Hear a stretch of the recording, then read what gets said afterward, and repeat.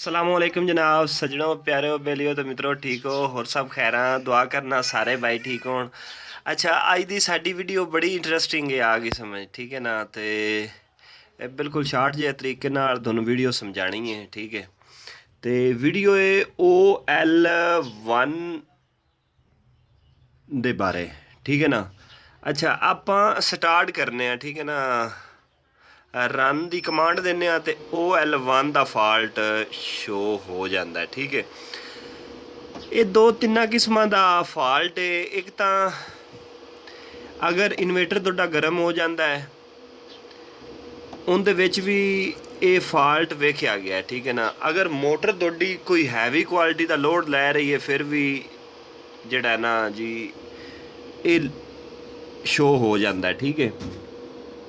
अच्छा असी इनू ख़त्म किस तरह करना है ठीक है ना। इंदू यानी कि ख़त्म करने का की कोई तरीक़ेकार है उनकी सैटिंग दसने ठीक है। सब तो पहले असी स्टॉप वाले बटन नूं दबावांगे ठीक है ना। स्टॉप वाले बटन नूं दबाया खत्म हो तो एक बारी ख़त्म हो गया ठीक है।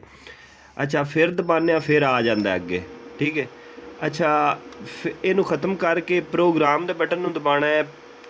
P0 तुहाडे अगे आ जाना ठीक है। P0 तो अगे P2 दे विच जाना ठीक है। P2 दे विच जाके डेटा इंटर करना ठीक है। डेटा इंटर करके तुसां ने अगे तुहाडे कोल कुछ इस तरह का सीन आएगा ठीक है ना जी। तुसां जाना है P5 6 सॉरी P26 जाना है ठीक है ना। P26 एम्पेयर दिते गए ठीक है। इत्थे कुछ इस तरह होंदा है कि ऑटोमैटिक भी कदी ना कदी इस तरह हो जाता है कि इन्वेटर की सैटिंग या किसी को कुछ छेड़छानी हो जाए कोई अंपेयरां दा वाधा घाटा बनन नाल वो फिर जिहड़ा सैटिंग खराब हो जाती ठीक है। अच्छा असी इत्थे अंपेयर देने ने मोटर की कंपैसिटी वल्लों वेख के ठीक है ना। अलबत्ता साडी मोटर अगर 5 हार्स पावर दी है 3 फेस तो उन्होंने असी 8 9 10 अंपेयर दे देंगे ठीक है ना।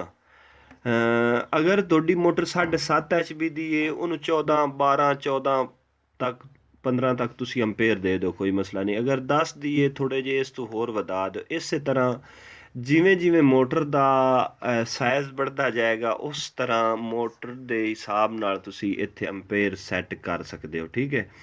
बाकी दूसरे नंबर ते इस चीज़ की मेरे भरावां नूं मेरे ख्याल है कि समझ आ गई होनी है ठीक है ना। अच्छा हुण दोनों प्रैक्टिकली करके दिखाने ठीक है। F5 विच अगे आ गए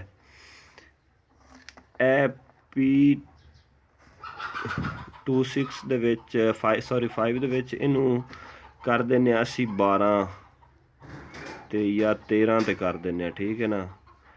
ठीक है हाँ तकरीबन ठीक है। अच्छा एडिटा इंटर कर दिता ए छोटी जी गल है वेख लो ए चल गई मोटर ठीक है ना। इस तरह ही अगर तुहाडी मोटर इस तो ज़्यादा HP दी है तुहाडी मोटर 20 दी है या तुहाडी मोटर 15 दी है तुसी P2 अपना 5 दे विच जाके ठीक है ना डेटा इंटर करके शिफ्ट वाले बटन दे नाल मदद लैके तुसी इनू 24 25 कर सकते हो ठीक है। तो उस हिसाब नाल इंशाअल्लाह ताला ठीक हो जाएगा। ए चीज़ सी ए मैं अपने भरावां नूं दस दित्ती है। तो बाकी इंशाअल्लाह ताला दुआवां याद रखना है अपना बहुत सारा ख्याल रखना है। बहुत बहुत मेहरबानी मिला दे नैक्सट वीडियो ते। अगर हो सके साडी वीडियो अच्छी लगी है तो पसंद आई है तो साढ़े अग सिर्फ दुआ कर देनी है। लाइक शेयर करो या ना करो साढ़े अग सिर्फ दुआ करनी है ठीक है। तो बाकी मिलांगे नैक्सट वीडियो ते। बहुत मेहरबानी शुक्रिया थैंक यू नवाज। साडा हक और फर्ज बनता है जो साडे कोल इलम है असी वो अगां पहुँचाया है। बाकी बहुत मेहरबानी अपना बहुत सारा ख्याल रखना है। मिलांगे नैक्सट वीडियो ते। उतन तक अपने भाई शान अली नूं इजाज़त दिओ। बहुत मेहरबानी अल्लाह निगहबान।